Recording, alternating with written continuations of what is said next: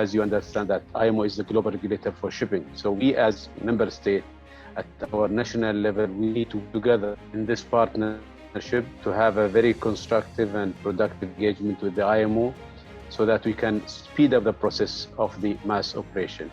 Every year, hundreds of human lives are paid for actually normal, regular maritime transportation, and implementation of this new technology definitely can make the day when we can avoid it much more earlier. As you have seen during the last few years, the huge advancement in drones and in autonomous cars, So this is very soon, very near. That's why the Arab Academy for Science and Technology, now since 3 years, we have established a college for artificial intelligence that's specialized in this area. So now, we took those two steps, College of Law and College of Artificial Intelligence, and we can help in developing, those, legislations that we need. And that can be, meet the expectations, our expectations, meet with the future of this very important issue.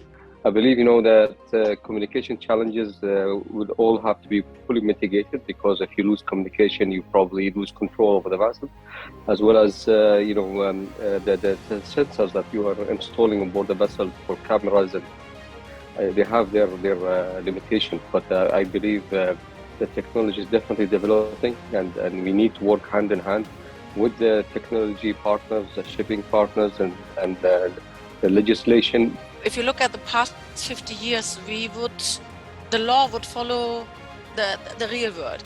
We would have a massive oil spill, and then the law would come to literally close the gap. This is how we used to work. We see something needs to be regulated, and then we regulate. The autonomous vessels is something extremely unique for all of us, because lawmakers need to come up with parameters about something what we don't understand. None of the ship owners wants to decrease the crew members to zero, which brings us to the argument of, autonomous vessels will be really practical in operation, or it's just an interesting exercise. There has to be some kind of benefit of doing autonomy, and unmanned can for sure reduce the operating cost in some way. So that is a key driver. And then we also see that autonomous operations or smart operation are used to reduce emissions, very often combined with emission-free technologies. And I think there needs to be a lot of discussion, but not a lot of discussion which then takes years. This is going to happen. It's going to happen quite quick. And the people in control of the vessel will not be on board the ship. They need to have the right training, and everybody needs to understand that training is up to a certain standard. I think fully autonomous vessels with no personnel on board obviously pose a relatively significant security risk in terms of maybe pirates getting on board and commandeering a vessel with no people on board. I think there is a design answer to that challenge.